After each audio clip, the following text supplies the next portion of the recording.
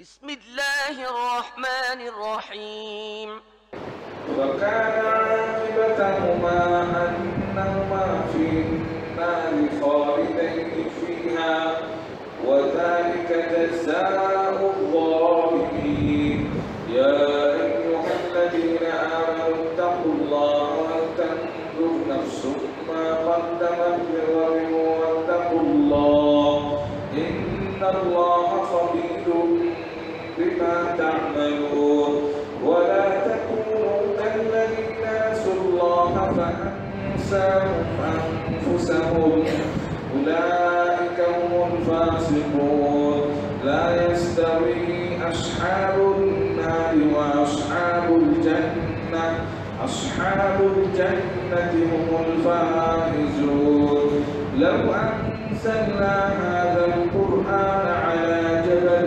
لرأيته خاشعا متصدعا من خشية الله وتلك الأمثال نضربها للناس لعلهم يتفكرون والله الذي لا إله إلا هو عالم الغيب والشهادة هو الرحمن الرحيم هو الله الذي لا إله إلا هو الملك القدوس السلام المؤمن المهيمن العزيز الجبار المتكبر سبحان الله عما يشركون والله الخالق البارئ المصور له الأسماء الحسنى يسبح له ما في السماوات والأرض وهو العزيز الحكيم আপনাদের মাঝে এখন বক্তব্য রাখবেন জনাব মতিউর রহমান মাদানী সাহেব। السلام عليكم ورحمة الله وبركاته إن الحمد لله نحمده ونستعينه ونستغفره ونعوذ بالله من شرور أنفسنا ومن سيئات أعمالنا من يهده الله فلا مضل له ومن يضلل فلا هادي له وأشهد أن لا إله إلا الله وحده لا شريك له وأشهد أن محمدا عبده ورسوله صلى الله تعالى عليه وعلى آله وصحبه وسلم تسليما كثيرا أما بعد فقد قال الإمام البخاري رحمه الله تعالى باب قصة البيعة والاتفاق على عثمان بن عفان رضي الله تعالى عنه قال حدثنا موسى بن إسماعيل قال حدثنا أبو عوانة عن حسين عن عمرو بن ميمون قال رأيت عمر بن الخطاب رضي الله عنه قبل أن يصاب بأيام بالمدينة ووقف على حذيفة بن اليمان وعثمان بن حنيف قال كيف فعلتما أتخافان أن تكون قد حملتما الأرض ما لا تطيق إلى آخر الحديث সম্মানিত ভাতৃমণ্ডলী, আল্লাহ রাব্বুল আলামিনের প্রশংসা, প্রিয় নবী সাল্লাল্লাহু আলাইহি সাল্লামের উপর সালাতু সালামের পর আজ বুধবার 17 জমাদা সানি 1446 হিজরি মোতাবেক 18 ডিসেম্বর 2024 আমাদের ধারাবাহিক আলোচনা সহিহুল বুখারীর ফাজাইলে সাহাবায়ে কেরামদের ফজিলত পর্ব নম্বর 6। আজকে একটি অধ্যায় এবং একটি শুধু হাদিস রয়েছে আমাদের সামনে, খুব লম্বা হাদিস। বলছেন ইমাম বুখারী রাহিমাহুল্লাহ এই অধ্যায়ে বাবু কিসসাতিল বাইআতি ওয়াল ইত্তিফাক আলা উসমান বিন আফফান রাদিয়াল্লাহু তাআলা আনহু, 8 নম্বর অধ্যায়, ফাজাইলে সাহাবার 8 নম্বর অধ্যায় সহিহ বুখারীর। বিষয় হচ্ছে, বলছেন এই অধ্যায় হচ্ছে বায়াতের ঘটনা সম্পর্কে। বায়াত মানে খেলাফতের বায়াত, খলিফা নির্বাচনের বায়াত বা শপথের ঘটনা সম্পর্কে। ওয়াল ইত্তেফাক আলা উসমান, কার খেলাফত? উসমান রাদিয়াল্লাহু তাআলা আনহুর খেলাফত। কারণ ওমর রাদিয়াল্লাহু তাআলা আনহু ফাজাইল নিয়ে আলোচনা হয়ে গেছে, তো ওমরের পর কে খলিফা হবেন? ওসমান রাদিয়াল্লাহু তাআলা আনহু। তো বায়াতের কাহিনী, পেশা মানে কাহিনী বা ঘটনা খেলাফতের বায়াতের। এবং বলছেন ওয়াল ইত্তেফাক আলা উসমান আফফান, ওসমান বিন আফফান রাদিয়াল্লাহু তাআলা আনহুর খেলাফতের ওপর, খলিফা নির্বাচনের ওপর ঐক্যমত, সাহাবায়ে কেরামদের ঐক্যমত। এ হচ্ছে বিষয়। হাদিস বর্ণনা করেছেন ইমাম বুখারী রাহিমাহুল্লাহ তার ওস্তাদ মুসা বিন ইসমাইল থেকে, তিনি তার ওস্তাদ আবু আওয়ানা থেকে, তার ওস্তাদ হুসাইন থেকে, তার ওস্তাদ আমর ইবনে মাইমুন, তিনি বলছেন যে কাল রাআইতু উমর ইবনে খাত্তাব রাদিয়াল্লাহু আনহু। আসল ঘটনা রয়েছে উমর রাদিয়াল্লাহু তাআলা আনহুর শাহাদাতের ঘটনা, কিভাবে আহত হলেন, তার উপর ফজরের সালাতের অবস্থায় আক্রমণ করল মজুসি অগ্নিপূজক মালাউন অভিশপ্ত এই রানী আবু লুলু ফৈরোজ লানাহুল্লাহ কাতালাহুল্লাহ ফিদ দুনিয়া ওয়াল আখিরা, এবং তিনি কিভাবে শহীদ হলেন আর তারপরে কিভাবে তারপরে খলিফা নির্বাচিত হলেন ওসমান রাদিয়াল্লাহু তাআলা আনহু। এ হচ্ছে আজকের, এবং তার ইন্তেকালের পূর্ব মুহূর্তে তার গুরুত্বপূর্ণ যে উপদেশগুলি, যা সকল স্তরের দেশবাসীকে সামিল, সকল স্তরের দেশবাসী, মুহাজিরিন, আনসার, সাহাবায়ে কেরামগণ, এছাড়া অন্যান্যরা, এমনকি অমুসলিমদের হকের ক্ষেত্রেও অত্যন্ত গুরুত্বপূর্ণ তার উপদেশ বা ওসিয়তগুলি রয়েছে শেষ দিকে। বলছেন আমর ইবনে মাইমুন রাদিয়াল্লাহু তাআলা আনহু, রাআইতু উমর ইবনে খাত্তাব রাদিয়াল্লাহু আনহু, আমি উমর বিন খাত্তাব রাদিয়াল্লাহু তাআলা আনহুকে দেখেছি কাবলা ইউসাবা বিআইয়ামিন, তার আহত হওয়ার কয়েকদিন পূর্বে, তার আহত হওয়ার বা আক্রান্ত হওয়ার কয়েকদিন পূর্বে। কোথায়? বিল মদিনাতে, মদিনায়। কি দেখেছেন? বলছেন যে হুযায়ফা বিনুল ইয়ামান একজন সাহাবী, প্রসিদ্ধ প্রখ্যাত সাহাবী, আর উসমান বিন হুনাইফ, এই দুইজন সাহাবীর সামনে দাঁড়ালেন তিনি। ওয়াকাফা আলা হুযায়ফা বিনুল ইয়ামান, তিনি দাঁড়ালেন হুযায়ফার সামনে এবং উসমান বিন হুনাইফের সামনে। উসমান বিন হুনাইফ আনসারী রাদিয়াল্লাহু তাআলা, এই দুইজনের সামনে দাঁড়িয়ে তাদেরকে কিছু কথা সম্বোধন করলেন। এই দুইজনকে কেন সম্বোধন করলেন? কারণ এই দুইজনকে দায়িত্ব দেওয়া ছিল, ইরাক যখন মুসলিমদের হাতে আসলো, ইরাক ইরান সব অগ্নিপূজক ছিল, ইরাকের লোকেরাও কি ছিল? অগ্নিপূজক ছিল, এবং ইরাকের ভাষাও ফার্সি ছিল। এই জন্য দেখা যায় ইমাম আবু হানিফা রাহিমাহুল্লাহর মাতৃভাষা কি? উনি তো ইরানের লোক না, কোথাকার লোক? ইরাকের লোক, ইরাকের লোক। কিন্তু আল্লাহর রহমতে ইরাকের তারপরে অধিবাসী আরবি ভাষাভাষী হয়ে যায়, আরবি ভাষার প্রভাব সেখানে বিস্তার লাভ করে, যার ফলে ফার্সি ভাষা তখন সংকুচিত হয়ে বর্তমান ইরানে সংকুচিত হয়ে যায়। কিন্তু আসলে বৃহৎ যে পারস্য সাম্রাজ্য ছিল তাতে সামিল ছিল ইরাক, এবং সেখানকার মাতৃভাষা ফার্সি ছিল একসময়। তো এই দুইজনকে উমর রাদিয়াল্লাহু তাআলা আনহুর জামানায় যখন ইরাক কে বিজয় হইল মুসলিমদের, মানে ইরাক খলিফাতুল মুসলিমিনের হাতে আসলো এবং সামদেশ বিজয় হলো, তখন এই দেশগুলি মাপার, এই দেশের আয়তন, জমি জায়গা, এগুলি মাপের দায়িত্ব দিয়েছিলেন। মাসাহাতুল আরদ, জমি মাপা, যেটা আমার দেশের কারা করে? আমিন বলা হয় ওদের। কি বলা হয়? আমিন, আরবি ভাষা। কিন্তু আমিন, আমিন মানে বিশ্বাস। তোকে বিশ্বাস করছেন, যেভাবে মেপে দিয়েছে ওইভাবে বিশ্বাস করে নিচ্ছেন, ঠিক না? ওই জন্য আমিন শব্দটি কিন্তু আরবি শব্দ। আগের জমি জায়গা সংক্রান্ত যতগুলি পরিভাষা ছিল সব কিন্তু আরবি ছিল। এইরকম আদালতের, আদালত শব্দটি, আদালত মানে কি? আদাল মানে এই যে সুবিচার, যেখানে ইনসাফ পাওয়া যায়, সুবিচার পাওয়া যায়। উকিল মানে যে দায়িত্বশীল একজনের পক্ষ থেকে, আপনি পারছেন না সেন উকিল ধরছেন। হাকিম মানে বিচারক, সব আরবি শব্দ। তো এই দুজনকে দায়িত্ব দেওয়া হয়েছিল। কেন? কারণ দেশের মাপের প্রয়োজন রয়েছে, তারপর দেশে কত জমি জায়গা রয়েছে, ওই এলাকায় সবাই তো আর মুসলিম হয়ে যায়নি, অধিকাংশই অমুসলিম হয়ে আছে। কারণ ইসলামে জোর জবরদস্তি নেই, স্বেচ্ছায় যদি ইসলাম গ্রহণ না করে। দেশ বিজয় হয়েছে কিন্তু তাদের ধর্মীয় স্বাধীনতা আছে, লা ইকরাহা ফিদ্দিন। সুতরাং তার অমুসলিম যদি থেকে যায় তাহলে শরীয়তের বিধান হচ্ছে মুসলিম দেশে বাস করলে জিজিয়া দিতে হবে মাথা প্রতি, মাথা প্রতি।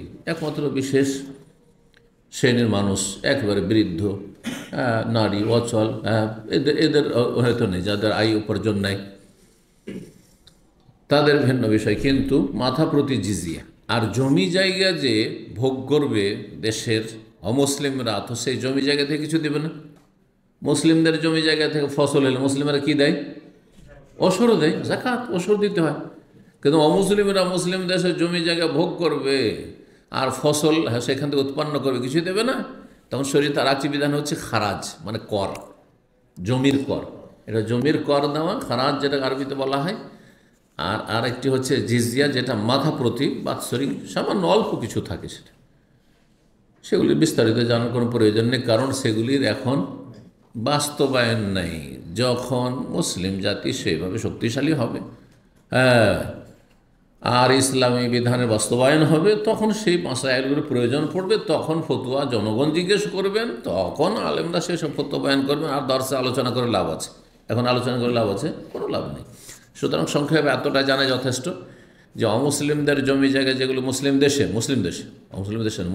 ভোগ করছে, সেগুলোতে ইসলামিক স্টেট যদি হয়, সেখানে ইসলামের আইন থাকে, তাহলে সেখান থেকে তারা কি দিবে? খারাজ দিবে, মানে কর দেবে, সেখানে জমির কর। যেমন আজকাল জমির খাজনা দিচ্ছে, কিন্তু খাজনা সরকারকে দিচ্ছে, ইসলামকে কি দিচ্ছে? ঠিক কিনা? আর মাথা প্রতি কী দেবে? জিজিয়া দেবে, যেটা বলা হয়েছে কোরআনে কারিমে সূরা তাওবাতে জিজিয়ার কথা রয়েছে, হাত্তা ইউতুল জিজিয়াতা আন ইয়াদিন ওয়া হুম সাগিরুন।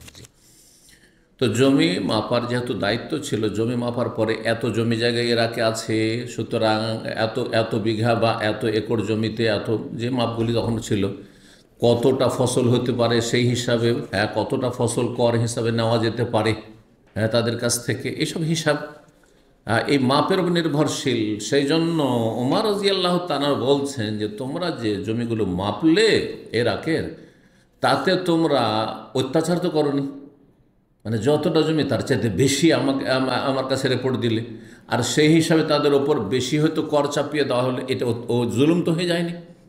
এটা কিন্তু তোমাদেরকে জবাব দিতে হবে, কারণ আমি সরাসরি তাতে জড়িত না, তোমরা করেছো। সুতরাং এখনও চিন্তা করে না যে অতিরিক্ত তাদের ওপর বোঝা চাপিয়ে তো দেওনি, যেটা অবিচার হবে, অন্যায় হবে। তাহলে কত তিনি সুবিচারক, খলিফা ছিলেন, যে অমুসলিমদের ওপর যাতে অবিচার না হয় এই কথা নিয়েতি চিন্তিত আছেন, আর তাদেরকে সতর্ক সাবধান করছেন।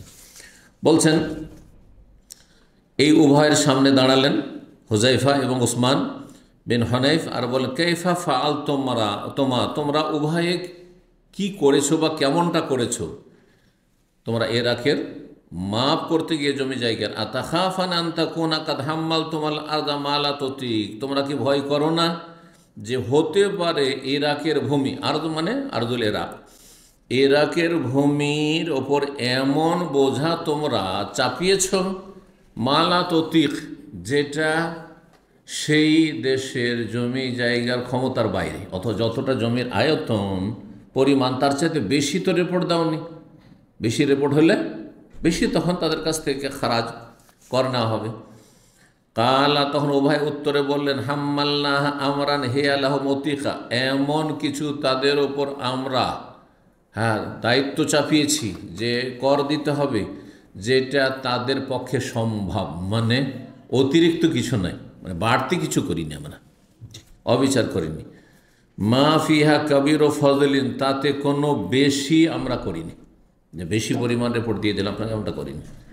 আবার বলছেন ওমর রাদিয়াল্লাহু তাআলা, অনজোরা, ভালো করে চিন্তা করে দেখো, ভালো করে একটু চিন্তা করে দেখো, আনতাকুনা হাম্মাল তোমাল আরদা মা লা তুতিক, যে তোমরা ইরাকের ভূমির ওপর এমন দায়িত্ব না চাপিয়ে দিয়ে থাকো যা সেই দেশের অধিবাসী বা অমুসলিমদের পক্ষে কষ্টকর, সম্ভব নয়, তাদের জন্য কষ্টের বিষয় না হয়ে যায়। কাল, বর্ণনাকারী বলছেন আমরি মাইমুন কালা, উভয় উত্তর দিলেন না, আমরা এরকম কাজ করিনি, আমরা অতিরিক্ত কিছু বোঝা চাপাইনি। ফকাল ওমর রাদিয়াল্লাহু তাআলা তারপরে একটা ভালো আশা আকাঙ্ক্ষা পোষণ করলেন, কি লাইন সাল্লামানি আল্লাহ তাআলা, আল্লাহ যদি আমাকে সহি সালামত রাখেন, এই যে সালামত কথাটি এই যে সাল্লামানি থেকে, আল্লাহ যদি আমাকে নিরাপদ রাখেন, সহি সালামত রাখেন, লা আদা আন্না আরামেল আহলেল ইরাক, তাহলে ইরাকের সমস্ত বিধবাদের আমি এমন অবস্থায় ছাড়বো, এমন সুখী করে ছাড়বো বিধবাদের, কারণ বিধবার অসহায়, স্বামী মারা গেছে, বাপ হয়তো তার আগে মারা গেছে, ভাইয়েরা কে কজন বোনকে দেখে, কতদিন দেখে।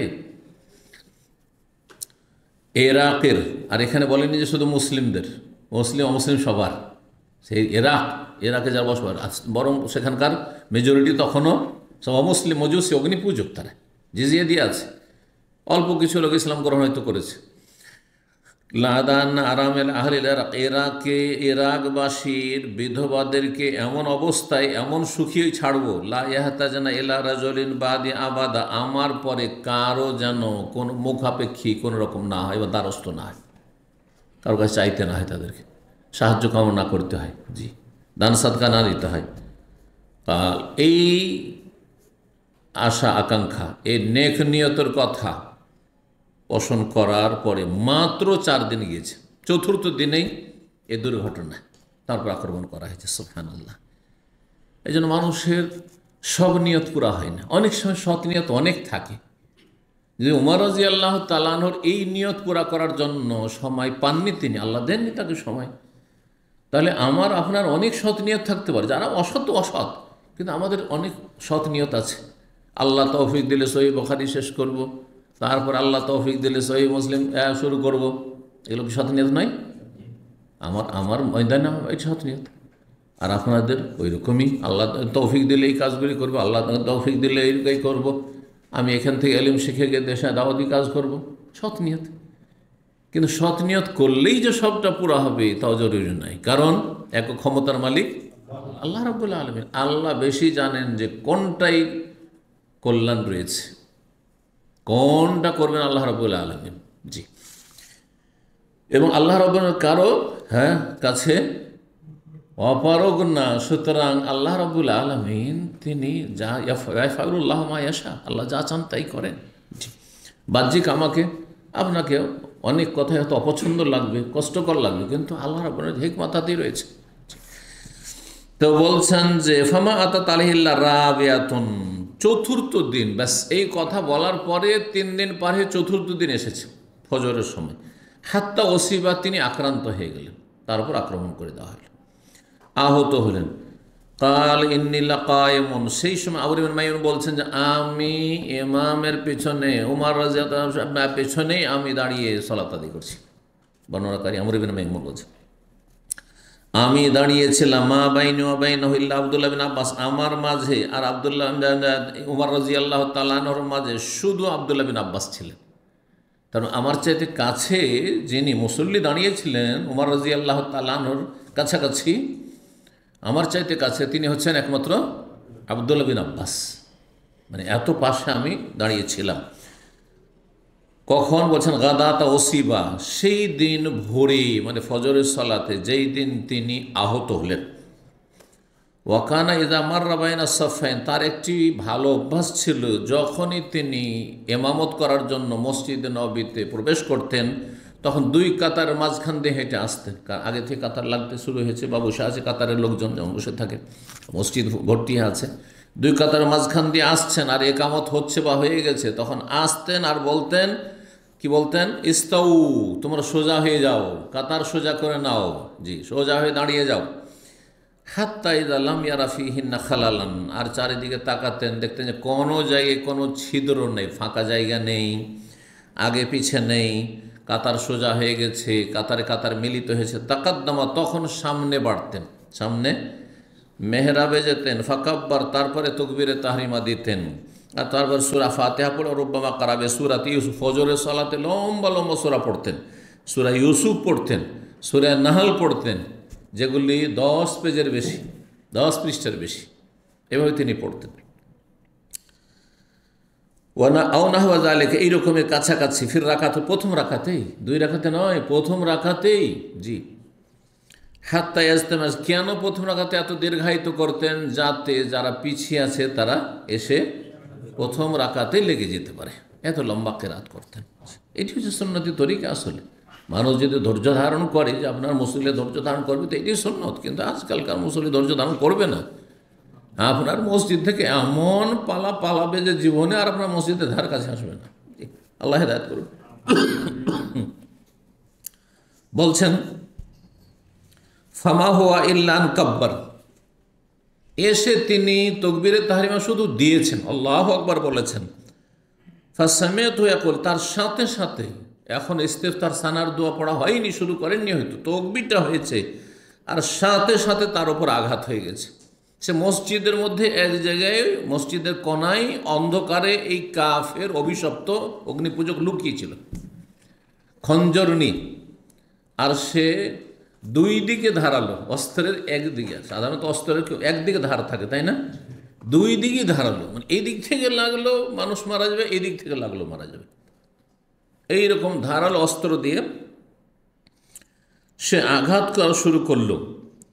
হঠাৎ করে বলে উঠলেন যখন তিনি আক্রান্ত হলেন, ওমর রাদিয়াল্লাহু কাতালানি, আমাকে হত্যা করলো, আল কালবু, এই কুকুরে, আও আকালানি আল কালবু, কাতালানি শব্দ বলেছেন অথবা আকালানি, আকালা মানে আমাকে গ্রাস করলো, খেয়ে ফেললো, মানে আমার জীবন নিয়ে নিল। জি, হেনা তানহ, যখন তাকে ছুরিকাঘাত করল। ফাতার আল এলজ, তারপরে সেই কাফের দাস, সে ছিল কৃতদাস আর তার সাথে কি ছিল, কাফের ছিল। তো কাফের যারা অনারব কাফের, তাদেরকে আরবরা সেই জামানায় আরবি ভাষা এলজ বলতো। এলজ ওর বহু বচন আছে অলুজ, যারা আর অধিকাংশ অনারব দাস বলি আসতো, কারণ যখন পূর্ব দিকে বিজয় হচ্ছে তো পূর্ব দিকের ভাষা তো তখন ফার্সি ভাষা, আর ফার্সি ভাষা মানে তারা অনারব, তো আর তারা কাফের, তো তাদেরকে এলজ বা অলুজ বলা হইতো। এই অনারব কাফের কৃতদাস, আর ইজ বলা হয় চাকরকে। এই অনারব কাফের চাকর, সে একবারে পাখির মতো বেগে উড়ে এসেছে, মানে আক্রমণ করেছে, ছুটে এসে আক্রমণ করেছে। আর আক্রমণ করার পরে সে নিজেকে বাঁচাবার জন্য, আত্মরক্ষার জন্য সে পাখির মতো উড়েছে, কিন্তু শুধু এমনি না, বেসিককে নিন চারিদিকে শুধু, আর আমার কেউ আক্রমণ করতে পারে, সুতরাং সে ডানে বামে যারা কাতারে আছে সবকে মারছে, এভাবে আঘাত করছে। শুধু ওমরকে নয়, রাদিয়াল্লাহু তাআলা আজমাইন। বেসিককিন, সিকিন মানে ছুরিয়ে দ্বারা, যা তার ফাইনে, যেই ছুরি ছিল দুই দিক ধারালো, তার মানে এক কিনারা, তার ফাইন মানে দুই কিনারায় ধারা ছিল, দুদিকে ধারালো ছিল। কিছু কিছু এরকম অস্ত্র আছে না, এইভাবে এদিকে এদিকেও ধার হয়ে আছে, ওইদিকেও ধার, দুই সাইডে ধারে আছে, এরকম চারিদিকে ধার। তো বলছেন যে এইভাবে সে দ্রুত বেগে ছুটে গেল। লা ইয়ামুরু আলা আহাদিন ইয়ামিনান ওয়ালা শিমালান, যেখান দিয়ে সে অতিক্রম করছে, পালাবার চেষ্টা করছে ডানে আর বামে, ইল্লা তাআনাহু, সবাইকে ছুরিকাঘাত করছে, এদিকে মারছে ওইদিকে মারছে, ছুরিকাঘাত করছে। হাত্তা তানা সালাসাতা আশার রাজুলান, এমনকি এই মুহূর্তের ভিতরে 13 জন লোককে ছুরিকাঘাত করলো, 13 জন সাহাবায়ে কেরাম রাদিয়াল্লাহু তাআলা আনহুমকে ছুরিকাঘাত করলো। মা তামিনহুম, তাদের 7 জন ইন্তেকাল করেছেন, শহীদ হয়েছেন। ফালাম্মা রাজা আলিকা রাজুল মুসলিমিন, যখন দেখলেন মুসলিমরা, বিশেষ করে একজন মুসলিম, তার বিভিন্ন নামের কথা বলা হয়েছে, যাই হোক, যে কেউ হোক না কেন, দেখলেন যে না, একে তো কঠিন ব্যাপার, কেউ ধরতেও পারছে না, আর এইভাবে আক্রমণ করে যাচ্ছে একের পরে এক, আর বেশ অন্ধকারে আছে, ফজরের সালাত, সবার আক্রমণ করে যাচ্ছে, এ তো বহু লোককে খুন করে দেবে। তো তখন বলছেন যে তারাহা আলিহ বুরনুসান, সরাসরি তাকে ধরা যাচ্ছে না। তখন তার শরীরে মোটা একটা চাদর ছিল, বর্ণস চাদরকে বলা হয়, আর বর্ণস বলা হয় এমন পোশাককে, যেই পোশাক জুব্বার মতো কিন্তু মাথায় তার সাথে টুপি লাগানো আছে, আজকালকার জ্যাকেটের মতো, এরকম জ্যাকেট অনেকগুলো আছে না, এইরকম জুব্বা মরক্কোর লোকের আজকাল পরে, মরক্কো, আলজেরিয়া, যে আফ্রিকার এই দেশগুলোর পোশাক এরকম আছে, জুব্বার রঙিন এক ধরনের জুব্বা থাকে, আর এখানে ঘাড়ে ঝুলছে, এটা উঠিয়ে মাথায় দেওয়া যায়, আবার ঘাড়ে ঝুলছে, দেখছেন না, দেখেন এরকম, বিশেষ করে মক্কা মদিনা গেলে দেখতে পাবেন ওদেরকে। তো এটাকে বোনাস বলা হয়। মোটা কাপড় ছিল, আর সেটা তখন তার উপরে ওই কাপড় দিয়ে, শরীর থেকে কাপড়টাকে তাড়াতাড়ি খুলে নিয়ে বা চাদরটা খুলে নিয়ে তার উপরে কাপড় দিয়ে চেপে ধরেছেন, কারণ কাপড়ের চেপে না ধরলে তাকে ধরা যাচ্ছে না, ছুটে যাচ্ছে। তো আর তার হাতে অস্ত্র আছে, আর বাকি সবাই হচ্ছে মুসল্লি, নিরস্ত্র।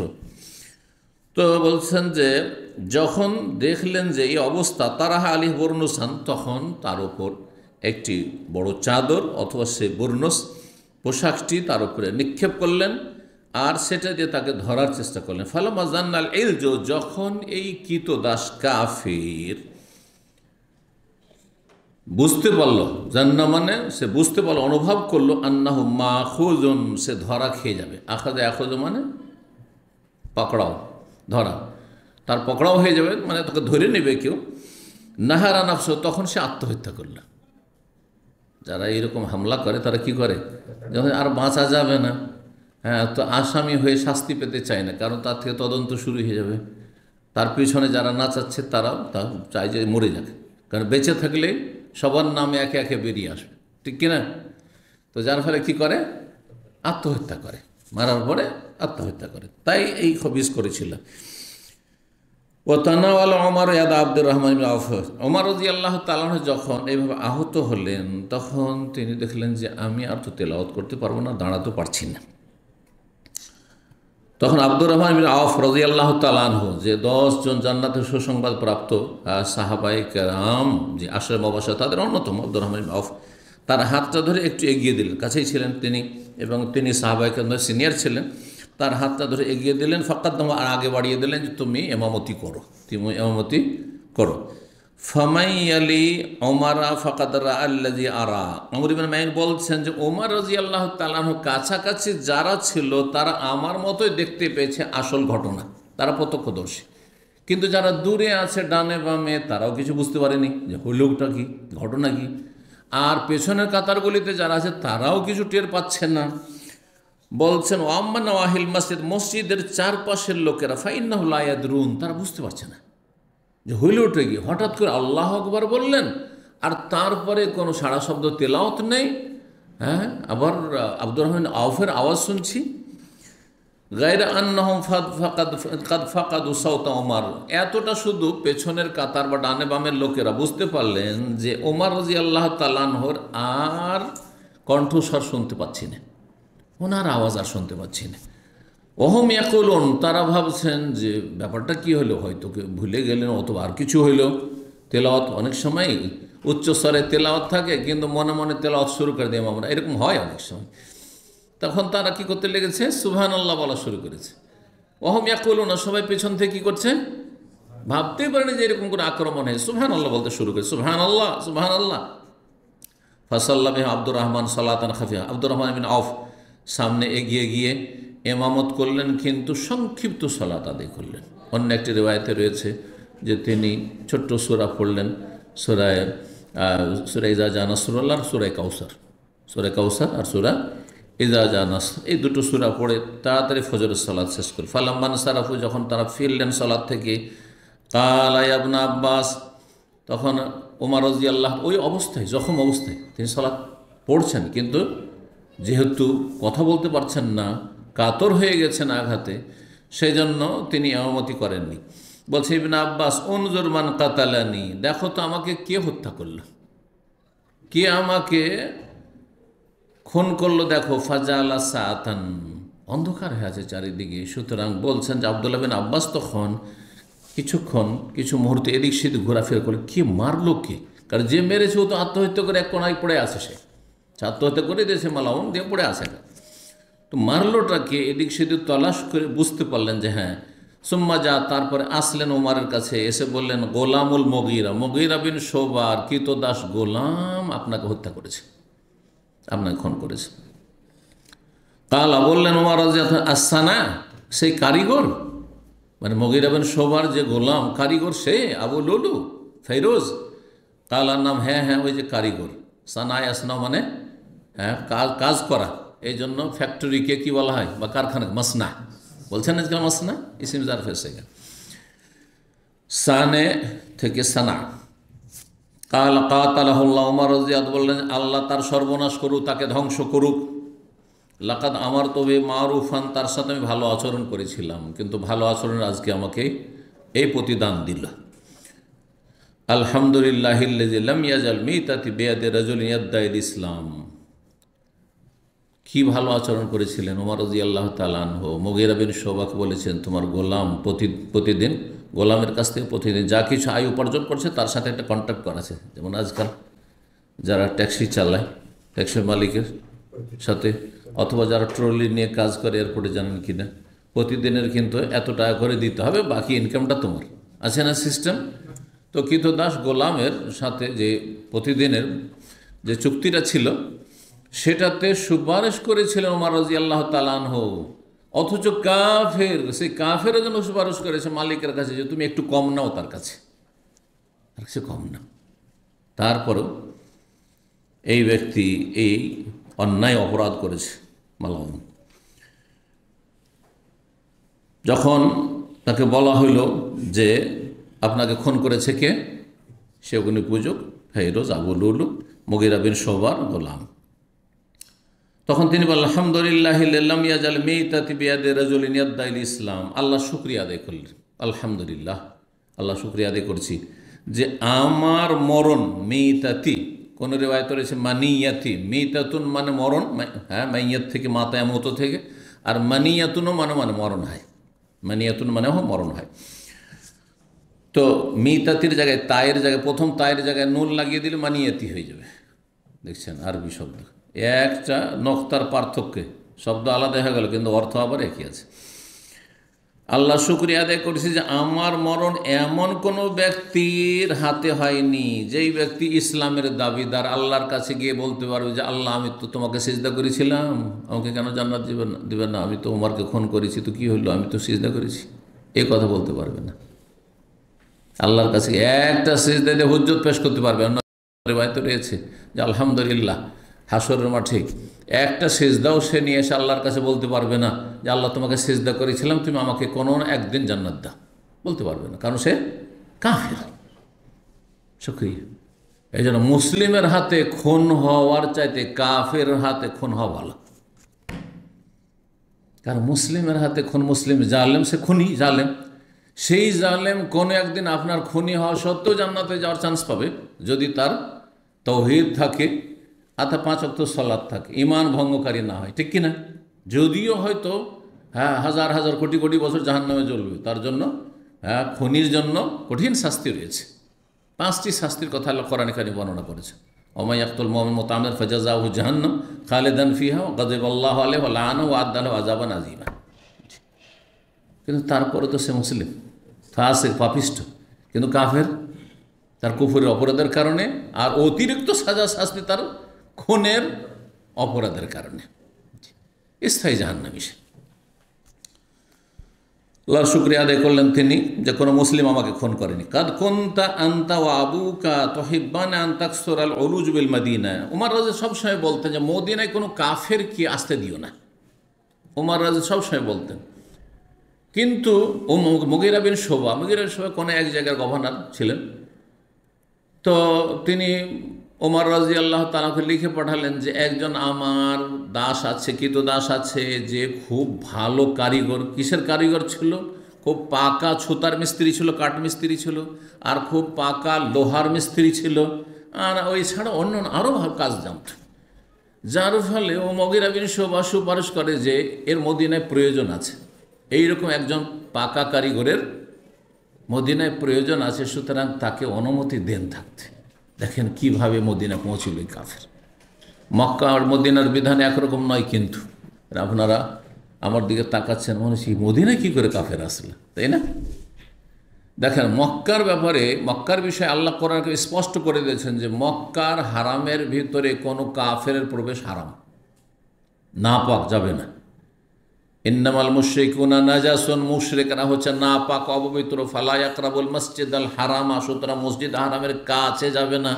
বাদা আমিম হাজা, এই বছরের পরে, এতদিন যা হয়েছে এরপরে আর আসতে পারবে না। মসজিদে হারাম আল্লাহ বলেছেন, কিন্তু কোনো আয়াত হাদিস আছে মসজিদে নববীর কাছে যেতে পারবে না, আছে নেই। কিন্তু তাহলে এখন প্রশ্ন হইতে পারে যে আমরা তো মক্কা গেলেও দেখি যে নন মুসলিমদের প্রবেশ নিষেধ, আর মদিনা গেলেও দেখি মদিনার বাইরে যখন মদিনা ঢুকতে যাচ্ছেন বিভিন্ন দিক থেকে, তখন দেখবেন যে এটা শুধু মুসলিমদের জন্য।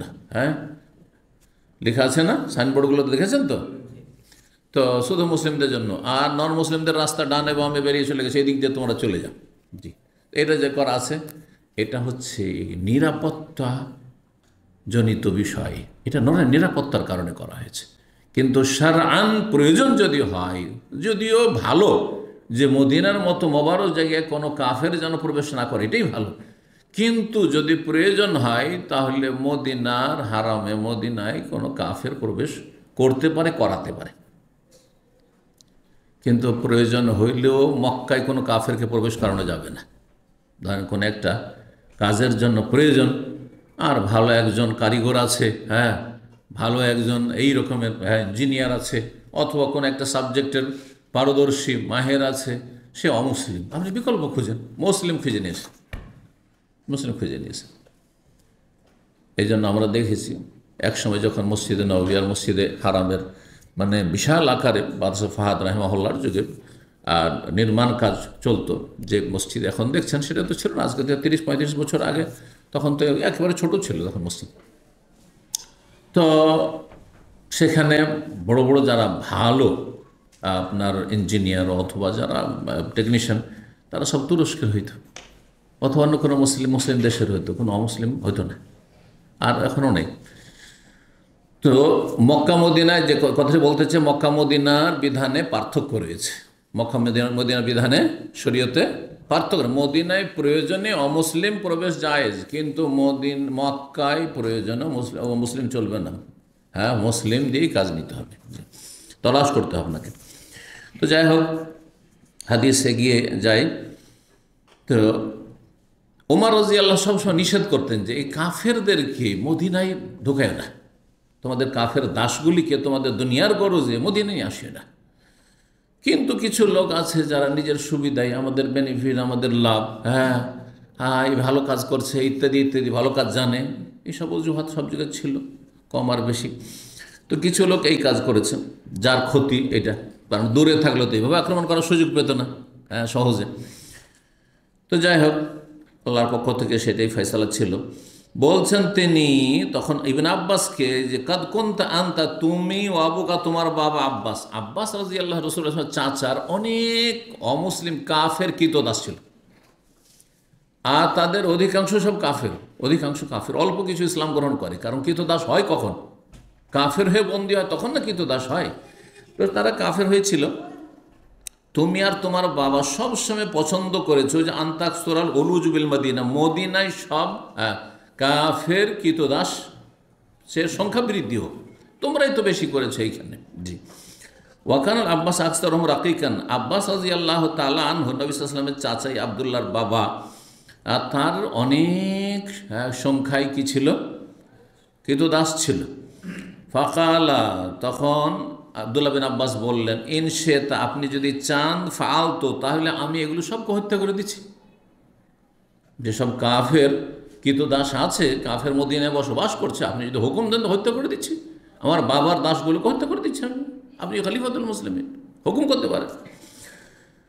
ইনশেতা কাতাল, আপনি যদি চান তো তাদেরকে হত্যা করছি। তাহলে কাজাবতা, তুমি ভুল বলছো। কাজাবতা মানে তুমি মিথ্যা বলছো। আরবরা কখনো কখনো কাজাবতা, মিথ্যা কথাটি কিসের ক্ষেত্রে বলে? অবাস্তব কথা।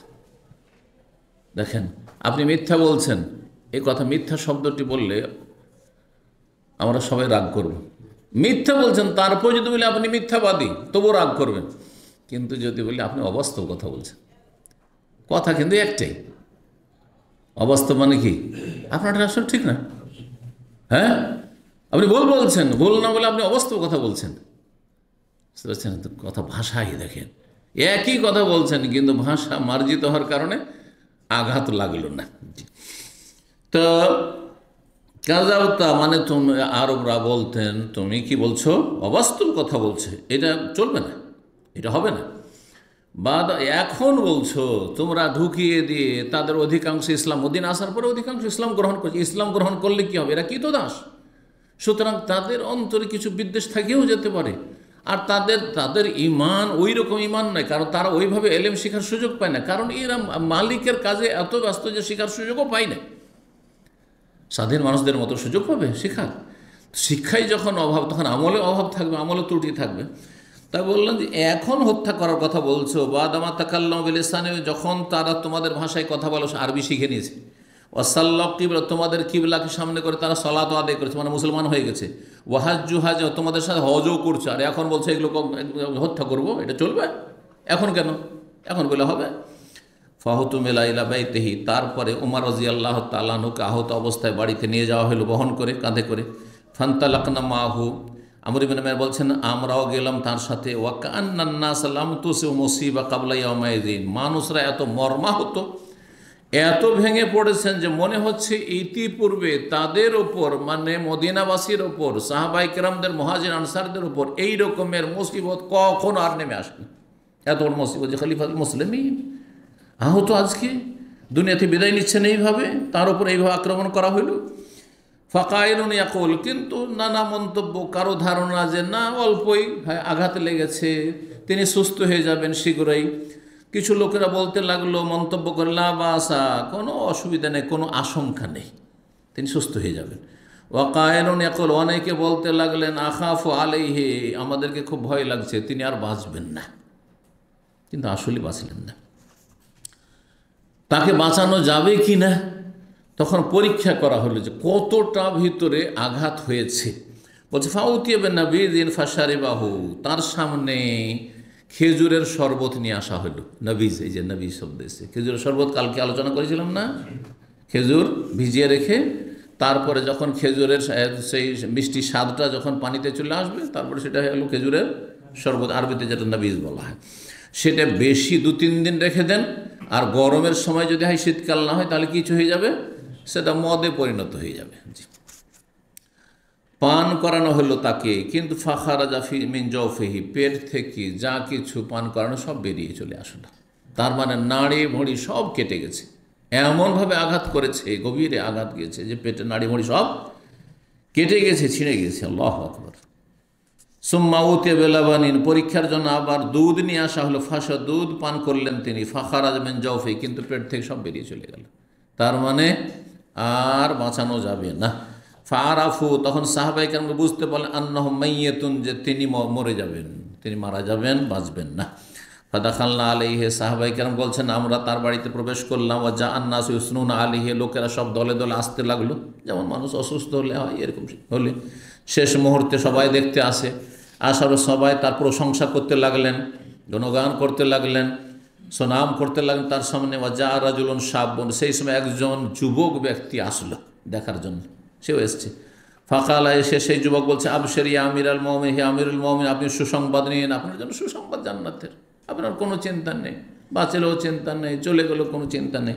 বেবুশরাল্লাহি লাকা, আপনার জন্য আল্লাহর পক্ষ থেকে সুসংবাদ।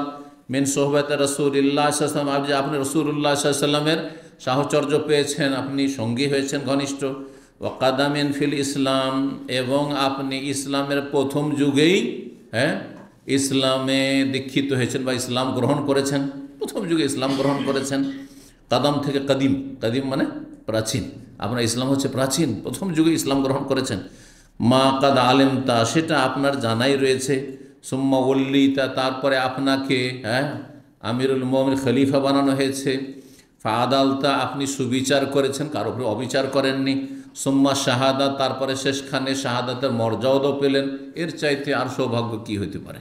যা কিছুই করেছেন সবই ভালো, শুরু থেকে শেষ পর্যন্ত সবই ভালো। কালা, এসব সুনাম আর প্রশংসা শুনে ফুলে গেলেন। না না না, আমরা হইলে এত সুনাম আমার, তাহলে আমি কত না ভালো মানুষ, ঠিক না?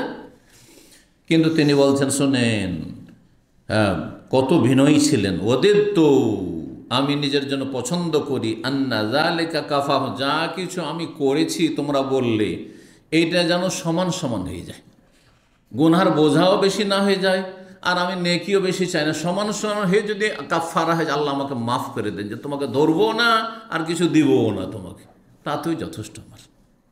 ঠিক। লা আলাইয়া ওয়ালা লিয়া, আমার ওপর কোনো রকমের আযাব শাস্তি যেন না হয়, ওয়ালা লিয়া, আর আমি কোনো কিছু চাইও না আল্লাহর কাছে, যেন সমান সমান আল্লাহ আমাকে মাফ করে দেন, আল্লাহ আমাকে রেহাই দিয়ে দেন, এতটাই চাই।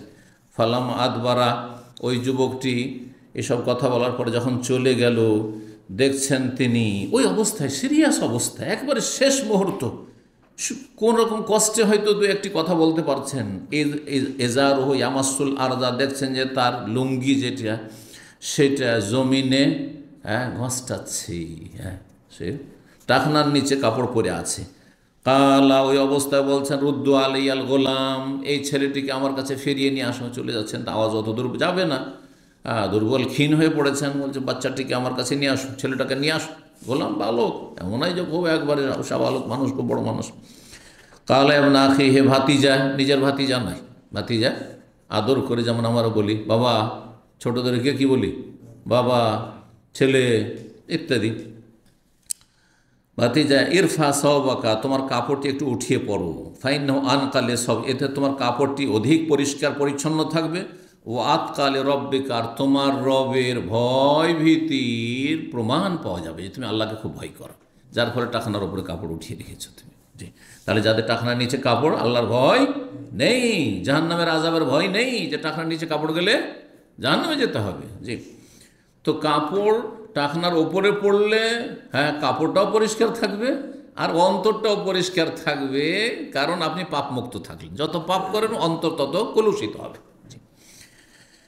ইয়া আব্দুল্লাহ বিন ওমর, তারপরে ছেলেকে বলছেন আব্দুল্লাহ বিন ওমরকে, অনজুর মাজা আলিয়া মিনাদ-দাইন, দেখো তো একটু হিসাব নিকাশ করে আমার উপর কতটা ঋণের বোঝা আছে, কত ঋণের বোঝা আছে। তারপর ঋণ ছিল, ফাহাসাবু, হিসাব করলেন তারা, পরিবারের লোকেরা। আব্দুল্লাহ বিন ওমর যেহেতু বড় ছেলে, তার ছেলে পরিবারের যারা সদস্যরা ছিল তাদেরকে নিয়ে হিসাব করলেন যে কত টাকা কে পাবে, সব হিসাব করে ফাওয়াজাদু সিত্তাতাওয়াসামানিনা আলফান, দেখলেন 86,000 দিরহাম তার উপর ঋণ রয়েছে।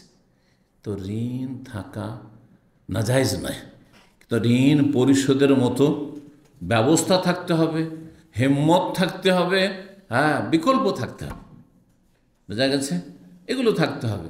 আর ঋণ নিয়ে নিলাম, নাকে তেল দিয়ে ঘুমাচ্ছি, না চাইলে দেওয়ার তো প্রশ্নে ওঠে না, আর চাইলেও দেখা যাবে টাইম বেঁধে দিলে, আমাকে বিশ্বাস করেন না আজকালকার দিনই ভাই, যদি টাইম বেঁধে দেন ভাই কতদিন, তাও বলতে হবে, তাও বলতে হবে। জি হ্যাঁ, টাইম বেঁধে দিল, টাইমের কোনো খোঁজ খবরের হদিস নেই, নিয়ে এসে 6 মাসের জন্য 5 বছর 6 বছর হতে যাচ্ছে। দিনই ভাই, আল্লাহ হেদায়েত দান করুন। তো দেখা গেল 86,000 দিরহাম। জি, আর 1 দিরহাম মানে 4 আনা রূপা, 4 আনা চাঁদি। তাহলে 86কে 4 ভাগে ভাগ করলে কত হবে? 86-র অর্ধেক কত? 42, 43, 86, 43-এর অর্ধেক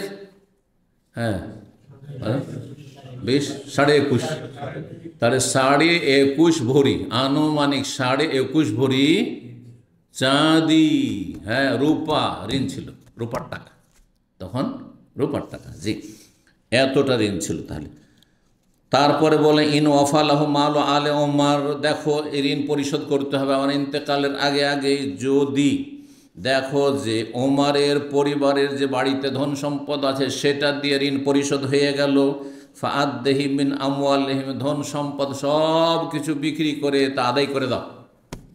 কিন্তু আজকালকার জামানার যতই পরেশগার আর দাড়িওয়ালার তাহাজ্জুদ গুজার দেখেন, জমি জায়গা বিক্রি করে ঋণ, এইখানে ধার নিয়েছি, এখানে থাকলেও হয়তো ভাই চাকরি নেই, দেশে গিয়েছে, জমি জায়গা আছে, ব্যবসা আছে, সব আছে, ও দেশ থেকে আপনাকে এখানে টাকা দেবে না, দেবে না। এইরকম লোক 1000 একটা খুঁজে পাবেন না আপনি, 1000 খুঁজে পাবেন না আপনি। যদি এখানে কোনো রকম করে আদায় করে নিতে পারেন তা আদায় হবে, দেশে গিয়ে আপনার ঋণ পরিশোধ করবে, জমি জায়গা থাকলেও বিক্রি করবে না, জমি বিক্রি করে ঋণ পরিশোধ। আর ভিটে মাটি তো প্রশ্নে উঠে না। দোকানপাট বিক্রি করে, যা আছে রোড সাইডে দোকানপাট আছে বিক্রি করে, শহরের জায়গা বিক্রি করে, না অসম্ভব কথা। এই হচ্ছে অবস্থা। জি, ইমান যে মানুষের কত দুর্বল হয়েছে, আর কত যে মানুষ পয়সা লোভী হয়েছে। ওসিয়ত করছেন যে দেখো উমারের পরিবারে যেসব ধন সম্পদ বাড়িতে আছে সেগুলি দিয়ে যদি ঋণ আদায় হয়ে যায় তাহলে ভালো, যদি তা না হয় ফাসাল ফি বানি আদি ইবনে কাব, তাহলে আমার গোত্র, নিজের গোত্র মানে ছোট বংশ যেটা, আদি বিন কাবের গোত্রে সবার কাছে সহযোগিতা চাইবে, কারণ তারা আমাদের নিকটাত্মীয়। সুতরাং তাদের কাছে সহযোগিতা চাইবে যে ওমারের ঋণের বোঝা রয়েছে, এই ঋণ পরিশোধের জন্য তোমরা নিকটাত্মীয়, তোমরা সহযোগিতা করো, তারা দেবে। ফাইনলাম তাফি আমওয়ালহুম, তাদের ধন সম্পদ দিয়েও যদি ঋণ পরিশোধ না হয়, ফাসাল ফিল কোরাইশ, তাহলে কোরাইশ বংশ, আমার বড় বংশ হচ্ছে কোরাইশ, গোটা কোরাইশ বংশের লোকের কাছে সহযোগিতা চাইও যে ওমারের ঋণ পরিশোধ আমরা করতে পারছি না, সুতরাং তোমরা সেই বংশের সেই রক্তেরই যখন, তখন তোমরা সহযোগিতা করো। ওয়ালা তাদুম ইলা গায়রিহিম, এই কোরাইশ বংশ ছাড়া অন্য কোনো বংশের সাহায্য সহযোগিতা নেবে না, আর তাদের কাছে কোনো চাঁদা নিতে যাবে না, তাদের কাছে কোনো রকমের সাহায্য সাদকা চাইতে যাবে না আমার জন্য। তো বলছেন ফাআদ্দে আন্নি হাজাল মাল, এই ধন সম্পদের ঋণ, এই ঋণের বোঝা আমার পক্ষ থেকে আদায় করে দিবে। আর একটি ওসিয়ত করলেন ইনতালিকেল আয়েশা, ছেলে আব্দুল্লাহকে, যে যাও মা আয়েশা রাদিয়াল্লাহু তাআলা আনহার কাছে চলে যাও, উম্মুল মুমিনিন, মুমিনদের জননী, ফাকুল গিয়ে বলো ইয়াকরাউ আলাইকে উমারুস সালাম, ওমর আপনাকে সালাম বলছেন। তাহলে মহিলাকে সালাম দিতে পারবেন? বলতে পারেন যে আপনি আপনার ওয়াইফকে সালাম দিয়ে দিন, বললে জায়েজ, কারণ অনেকে মাইন্ড করে, যদি বলে বন্ধু বান্ধব আপনার ওয়াইফকে সালাম দিই, কিন্তু আবার ওইটা আবার চোরা রাস্তা না হয়, মানে অসৎ নিয়ত, যদি শয়তানকে আবার এখানে জায়গা দিয়ে নয় যে আজকে ওর মাধ্যমে সালামটা পাঠাবো, কালকে যখন ওর কাছে সালামটা পৌঁছে যাবে তখন বলে হ্যাঁ তাহলে তো আমাকে স্মরণ করে আমার ও স্বামীর ফ্রেন্ড, আর তখন আপনার সাথে একটা লাইন ঘাটের রাস্তা খুলছে। এসব শয়তানি কথা যদি এখানে ভরা থাকে তাহলে এই ফেতনা থেকে অনেক দূরে থাকতে হবে। কারণ শয়তান অধিকাংশ মানুষের অন্তরে বাসা করে আছে, আজকালকার মানুষের অধিকাংশ মানুষের অন্তরে শয়তান বাসা করে আছে, আর যাদের অন্তরে বাসা করে কোন সময় যে বাসা বেঁধে নেয় ওই রকমই অবস্থা। সুতরাং সাবধান থাকবেন, কিন্তু যদি দেখেন যে না সেখানে সালাম দিলে আমারও কোনো ফেতনার কারণ নেই, তারাও ফেতনা পড়বেন না, আমিও ফেতনায় পড়বো না, আমার ইমান ততটা আছে আলহামদুলিল্লাহ, আর তারপরে তার পরিবারের যারা পুরুষরা আছে বা তার স্বামী আছে সেও মাইন্ড করবে না, এটা একটা বিষয় আছে, তাহলে তখন সালাম দিতে পারে মহিলাদেরকে। মা আয়েশা রাদিয়াল্লাহু তাআলা কি সালাম বলবে যে ওমর সালাম পাঠ করছেন, ওয়ালা তাকুল, আমার নাম বলবে ওমর সালাম দিচ্ছে, বলবে না যে আমিরুল মুমিনিন সালাম দিচ্ছেন, কারণ আমি আর আমিরুল মুমিনিন না, আমার শেষ, আমি আর আমিরুল মুমিনিন না, দেশের শাসক নই। কিন্তু আজকালকার শাসকরা মরে গেল, যদি ক্ষমতা ধরে রাখার ক্ষমতা থাকতো ধরেই থাকতো, কামড়ে কবরও গিয়ে ধরে থাকতো, ছাড়তো না। ফাইনি লাস্তলিয়া মামিলিল মুমিনিনা আমিরান, আজ কি মুমিনদের আমির আমি নই। ওয়াকুল গিয়ে বলো ইয়াস্তাজান উমরুল খাত্তাব, ওমর ইবনে খাত্তাব অনুমতি চাইছেন আপনার কাছে, কি জন্য পাঠিয়েছিলেন? কবরের জায়গাটা চেয়ে নেওয়ার জন্য, কারণ মা আয়েশার হুজরাতে নবী সাল্লাল্লাহু আলাইহি ওয়াসাল্লাম এবং মা আয়েশার পিতা আবু বকর সিদ্দিক রাদিয়াল্লাহু তাআলা আনহু সেখানে কবরস্থ রয়েছেন। অনুমতি চাইছেন ওমর, কিসের জন্য? আইয়ুদফান মা সাহেবাই, দুই সঙ্গীর সাথে দাফন হওয়ার জন্য। ফাসাল্লামা গিয়ে সালাম বললেন, ওয়াস্তাজানা অনুমতি চাইলেন, সুম্মা দাখালা, তারপর আব্দুল্লাহ বিন ওমর প্রবেশ করলেন। ফাওয়াজাদাহা গিয়ে দেখছেন কায়েদাতান তাবকি, মা আয়েশা রাদিয়াল্লাহু তাআলা বসে কাঁদছেন। খলিফাতুল মুসলিমিন আমিরুল মুমিনিন আহত হয়েছেন এবং তিনি শেষ বিদায় নিচ্ছেন আমাদের থেকে।